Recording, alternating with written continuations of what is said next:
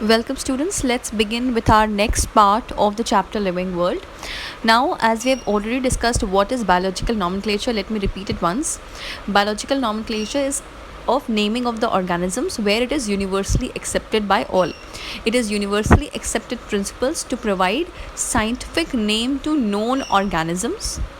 Each or name has two components, that is generic name, that is the genus, and specific epithet, that is the species. Now हर कोई भी scientific name हो, कोई भी biological name हो, उसके दो important part होते हैं, generic name that is the genus and specific epithet या तो species name. This system of nomenclature was provided by Carolus Linnaeus. आपको ये पता है कि कैरोलस लिन्नेयस ने बायनॉमियल नॉमेनक्लेचर दिया था. उन्होंने सिस्टमैटिक्स को का टर्म जो है उन्होंने कॉइन किया था, and he is also said to be as father of taxonomy. So he has done a lot of work for this. Now in binomial nomenclature there are simple rules for the biological nomenclature. First of all, let us understand what are the scientific names of some of the organisms. जैसे mango का होता है Mangifera indica, human beings का होमो sapiens. Now the first rule is that biological names are generally in Latin and they are written in italics. Okay, so whenever you will find something written in your book, you will find it in italics. Generally जो books में अगर आप देखेंगे. Second is the first word in a biological name represents the genus while the second component denotes the specific epithet. आप ऊपर देख सकते हैं मैंगीफेरा इंडिका जो लिखा हुआ है, उसमें Mangifera is the genus and indica is the specific epithet या तो species name. Now let's come to the third point. Both the words in biological name when handwritten are separately underlined or printed in italics. मैं आपको बता दूं, अगर आप hand written लिखते हैं, उसको अपनी कॉपी में लिखते हैं, तो you have to underline both the genus and the species name separately. ये नहीं कि एक सीधी लाइन खींच दी जीनस स्पीशीज़ साथ में. जीनस का नाम अलग अंडरलाइन करना है, स्पीशीज़ का नाम अलग अंडरलाइन करना है. Okay, and the first word denoting the genus starts with a capital letter while the specific epithet starts with the small letter. As you can see over here कि इसमें Mangifera में M जो है capital है और indica का जो I है that is small letter. Alright, it is ये आपको कॉन्सेप्ट दिमाग में रखना होगा while you write. So next we come to what is classification. Classification, as we have already discussed, कि classification क्या होता है. It is a process by which organisms are grouped into a particular order और hierarchy depending upon their characteristics. इसमें भी वही है कि it is a process by which anything is grouped into convenient categories based on some easily observable characteristics, जो मैंने अभी आपको इसके पहले explain किया था. अब classification के अपने advantages होते हैं, जैसे it helps in identification of the organisms easily and new organisms can easily get their correct place in their respective groups. It also helps in building the evolutionary pathways and and it makes of the organism quite convenient and easy. So just by knowing one or two organisms you will be able to know the characteristics of the entire group. So ये एक classification का advantage है. Next is taxonomy. Taxonomy जैसे मैंने आपको बताया था कि it's a branch of science that deals with identification, nomenclature and classification of the organisms. But कैसे क्लासीफाई करेगा वो ऑर्गेनिज्म को?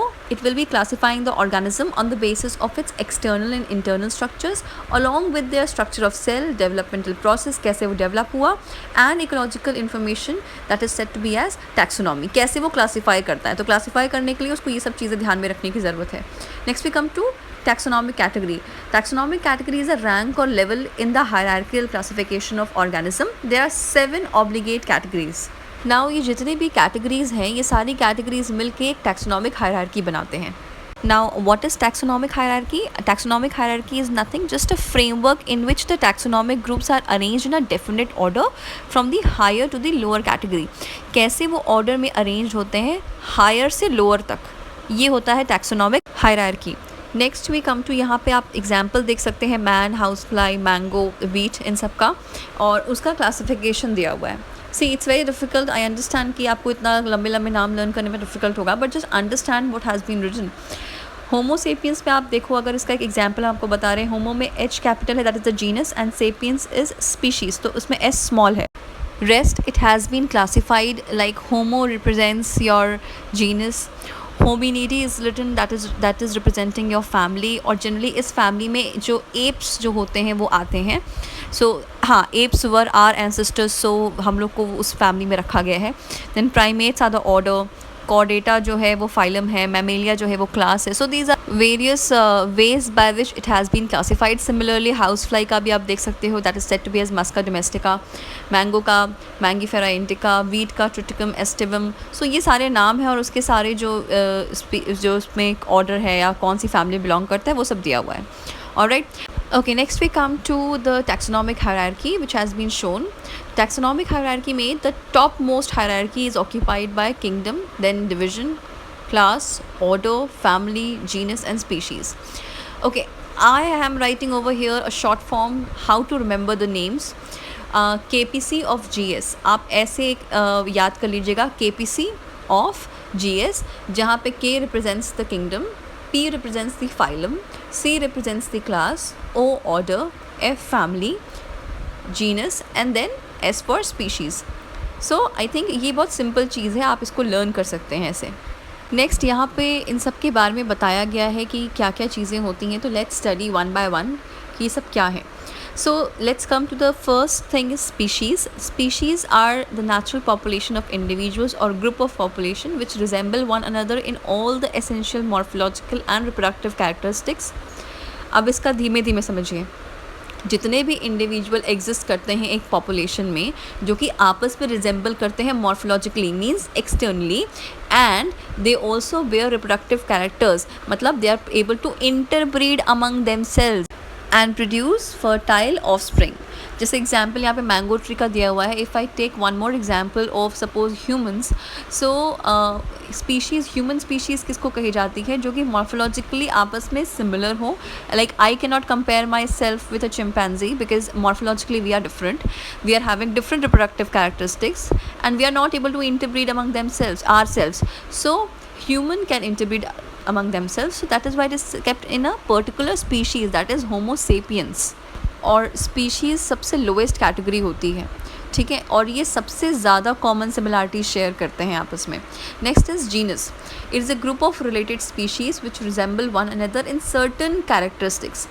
All the species of genus presumed to have evolved from a common ancestor. जैसे कि lion, tiger, leopard are closely related species and they are placed under the same genus Panther. So in this आपका ये genus क्या है, Panther. जैसे lion का क्या है, Panthera leo. So Panthera is a genus और इसके अलग अलग species हो सकते हैं जिसमें कि tiger, lion, leopard ये सब आते हैं. Next is family.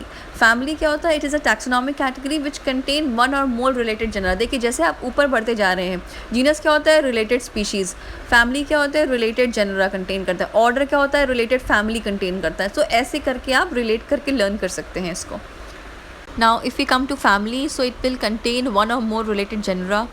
All the genera of the family have certain common features or correlated characters. Example, family Solanaceae contains a number of genera like Solanum, Withania, Dhatura, etc.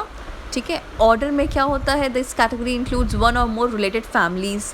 Now families like Felidae and Canidae are included in same order carnivore. So carnivore के order में आएंगे, but Felidae और Canidae they are different families. Felidae में generally cats वगैरह आते हैं जो cat family में बिलोंग करते हैं. Generally lion, tiger they belong to this family. So next we come to class. Class is made up of one or more related orders. So the class Dicotyledonnae of flowering plants contain all the dicot plants which are grouped into several orders like polymoniales, reniales, etc. So ये क्या होते हैं, ये एक class को belong करते हैं, ठीक है. जैसे डाइकोटिलिडी, उसके अंडर में ये डिफरेंट ऑर्डर्स आते हैं, पोलिमोनियल्स, रेनियल्स. सो ये सारे इसके डिफरेंट ऑर्डर्स हैं. अब डिवीजन क्या इंक्लूड करेगा, division will include they include one or more classes. So the phylum of chordate of animals contain not only the mammals but also they contain aves, they also contain reptiles, they also contain amphibians. So ये सारी चीज़ें contain करते हैं. अच्छा, division and phylum they are not different, they are same thing. हम लोग जब plants के केस में बात करते हैं तो we call it as division, जब हम लोग animals के केस में बोलते हैं तो we call it as phylum. Now what is kingdom? Kingdom is the highest taxonomic category, as I have already told. All the plants are included in the kingdom Plantae, while all the animals are included in the kingdom Animalia. Similarly, kingdom Monera भी होता है, kingdom protista भी होता है, kingdom fungi भी होता है. तो जनरली आप लोग 5 किंगडम क्लासिफिकेशन पढ़ते हैं which is given by R H Whittaker. तो ये सारी चीज़ें हैं and I hope it is very clear. आपस में एक दूसरे सब रिलेटेड है. जितना आप ऊपर जाएंगे उतनी कम कॉमन कैरेक्टरिस्टिक्स होगी, जितना नीचे रहेंगे उतनी ज़्यादा कॉमन कैरेक्टरिस्टिक्स आपस में वो लोग शेयर करेंगे. Next is taxonomic aids. अभी टैक्सोनॉमिक एड्स क्या होते हैं? So these taxonomic aids are the techniques और procedures and stored information that are used in identification and classification of organisms. So these are said to be as taxonomic aids. ये stored information हो सकते हैं या किसी procedure को हम लोग कह सकते हैं जो टैक्सोनॉमिक एड्स होते हैं, जो कि हम लोग को ऑर्गेनिजम्स को आइडेंटिफाई करने में और उसको क्लासीफाई करने के लिए हेल्पफुल होते हैं. Now there are various types of taxonomical aids which we can see over here, that is herbarium, botanical garden, museum, zoological park, keys, monograph, manuals, flora. ये सारे हमारे taxonomical aids होते हैं जो कि हम लोग को आइडेंटिफाई और क्लासीफाई करने में हेल्पफुल होते हैं किसी भी ऑर्गेनिज्म को, चाहे वो प्लांट्स हो और एनिमल्स हो. So let's start one by one. सबसे पहले हम लोग बात करेंगे हर्बेरियम की. So herbarium is a place where dried and pressed plant specimens mounted on sheet are kept systematically according to a widely accepted system of classification. The herbarium sheets also carry a label providing the information about date and place of collection, English, local and botanical names, family, collector's name, etc. तो मैं आपको इसके बारे में बता दूँ. Herbarium क्या होती है? एक शीट होती है जिसमें हम लोग पहले प्लांट्स को, जिसको भी हम लोग को आइडेंटिफाई हम लोग ने किया रहता है, उसको हम लोग लेते हैं, उसको सुखाते हैं, प्रेस करके रखते हैं, उसके बाद उसको उसके ऊपर चिपका देते हैं एंड वो हर्बेरियम शीट में ऑलरेडी इन्फॉर्मेशन कंटेन रहती है, उसको हम लोग को फिलअप करना पड़ता है. Next is botanical garden. They are specialised gardens having collection of living plants for reference. इसमें लिविंग प्लांट्स होते हैं. हर्बेरियम में तो हम लोग प्लांट को प्रेस करके उसको ड्राइड करके तो उसको कर देते हैं, इसमें लिविंग प्लांट्स होते हैं. Plants in these gardens are known for identification purpose and each plant is labelled indicating its scientific names and family. So इसमें 2 नाम दिए हैं. एक बोटानिकल गार्डन का royal botanical garden Kew London में है और एक national botanical garden Kolkata and national botanical garden Lucknow में है. म्यूजियम्स क्या होता है? Biological museum is set up in educational institution like colleges and schools for reference purpose. I am sure you must have gone to the museum before. Specimens are preserved in the containers or jars by using a preservative solution, or they can be preserved as dry specimens. Insects are preserved in insect boxes after collecting, killing and pinning it. So ये museums में हो गया. Next is zoological parks. In zoological, these are the places where wild animals are kept in protective environments under human care and which enable us to learn about their food habits and behavior. आपको पता है zoological parks में animals को रखा जाता है in a protected environment. They are not kept in cage. They are protected in they are kept in a protected environment under the human supervision. So natural habitats are provided as far as possible. मैंने बताया ना, they are not kept in a cage. उनको natural habitat का look दिया जाता है so that they can live there under proper human care. Next is keys. Keys क्या होते हैं? Taxonomic key is an artificial analytic device having a list of statements which with dichotomic table of alternative characteristics. अब इसका line का मतलब मैं समझा दूँ. जो taxonomic keys होती हैं उनके पास एक लिस्ट ऑफ स्टेटमेंट होता है, ठीक है. उस लिस्ट ऑफ स्टेटमेंट में 2 ऑल्टरनेटिव चॉइसेस देती हैं या 2 ऑल्टरनेटिव कैरेक्टर्स देते हैं. जैसे सपोज एग्जांपल के तौर पे मैं बता दूं कि whether this is the body is containing hairs, the body is covered with hairs and the bodies are not covered with hair. So when the body is covered with hair, you will mark it body is covered with hair and then you will go to the next statement. फिर उस statement में भी 2 choices होती हैं. So उस 2 choices में भी अब आप कहेंगे कि whether it is bearing mammary glands or it is not bearing mammary glands. So अगर mammalia है तो it will bear mammary glands. So फिर उस चॉइस को आप चूज़ करेंगे एंड देन अगेन एक स्टेटमेंट आएगा जिसकी 2 ऑल्टरनेटिव चॉइसेस होती हैं. सो इस तरीके से ये होता है. As you can see that usually 2 contrasting characters are used. It is written over there. The one present in the organism that is chosen. जैसे मैंने आपको बताया, if it is mammal, if it is containing mammary glands, तो वो memory gland वाला वो हम लोग चूज़ कर लेंगे, while the other one is rejected. So each statement of a key is called a lead. Separate taxonomic keys are used for each taxonomic categories like species, genus, family, etc. So keys are generally analytical in nature. Next we come to flora, manuals and monographs. Flora क्या होता है? Flora it gives the habitat and description of plants which are found in a particular area. So that is flora. What are manuals? Manuals, they help in the identification of names of various species of an organism in a given area. So manuals helps in the identification of names. Monograph क्या होता है? Is a detailed and well documented work of a particular taxon. So monograph give the information about a particular taxon only. So I hope you all have understood about the various taxonomical aids and how they are helpful in identifying and classifying the organisms. Thank you for watching. Please subscribe the channel for more videos.